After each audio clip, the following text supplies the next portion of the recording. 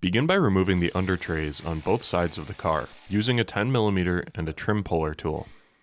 This will allow you to remove the tunnel brace and lower the center section of the exhaust.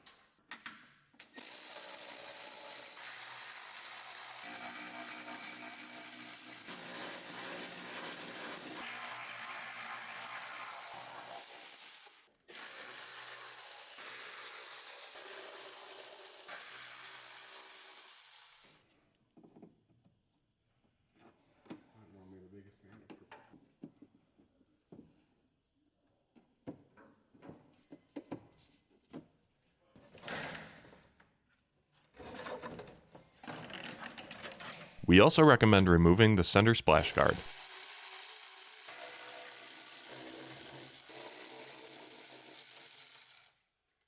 Unbolt the two front hangers from the car.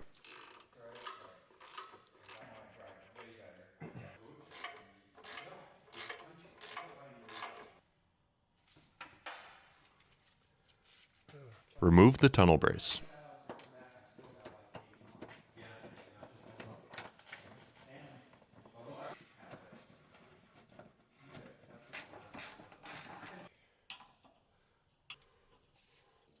Loosen the two rear exhaust clamps and with the exhaust supported, pull off the two hangers above those flanges.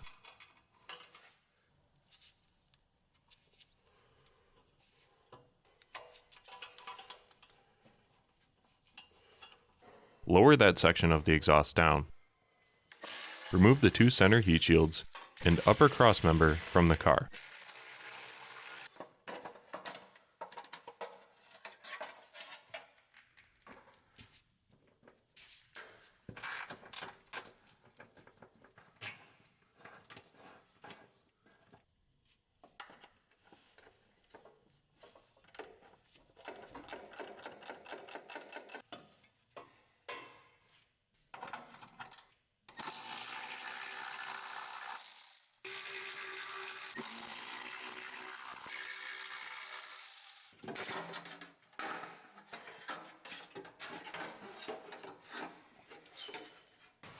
Make a cut on both sides of the bottom of the stock carrier.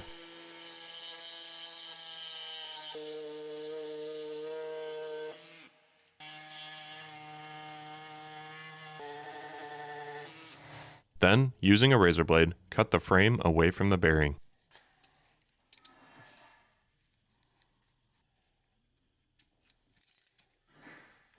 Unbolt the frame from the car.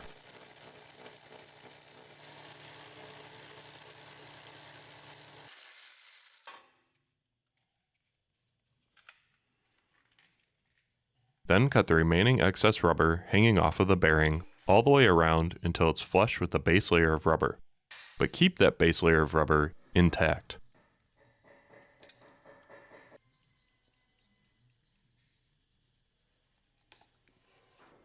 Your bearing should look like this when you're done. You can now install the new carrier. Start with the top half with the bushing in it and slide it over top of the bearing with the text facing the front of the vehicle. Then bring the bottom half up to meet it and connect the two together using the provided Allen bolts. As you tighten the bolts, switch back and forth from left to right so the bolts don't bind in the holes. A small gap may form between the two bushings. This is normal. To mount it to the car, take a provided shoulder bolt, add a fender washer, then an isolation damper with the small end facing up. Place it up through the carrier, add another isolation damper facing down, and the small gold washer on top. Loosely thread that into the car, and repeat these steps on the other side. shoulder bolt, fender washer, isolation damper with the small end facing up through the carrier, another damper facing down, and the small washer on top. Tighten both bolts to the car. Reinstall your 2 heat shields, upper cross member, exhaust, tunnel brace, and under trays, and your installation is complete.